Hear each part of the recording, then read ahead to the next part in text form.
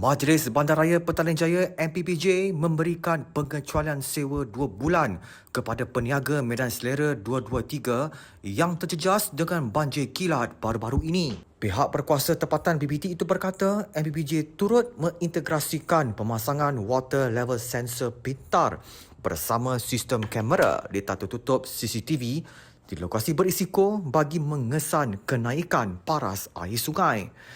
MPPJ bersetuju memberikan pengecualian bayaran sewa bagi tempoh Mei hingga Jun sebagai langkah prihatin terhadap beban yang ditanggung susulan kejadian tersebut. Selain itu, pemasangan sistem ini akan mengaktifkan siren amaran awal bagi memberi peringatan kepada peniaga dan orang awam di kawasan terlibat. Dahulu, Datuk Bandar Petaling Jaya, Datuk Muhammad Zahri Saminggon meninjau sendiri keadaan di lokasi bagi mengenal pasti punca banjir serta membincangkan langkah pencegahan dan mitigasi bagi mengelakkan kejadian berulang.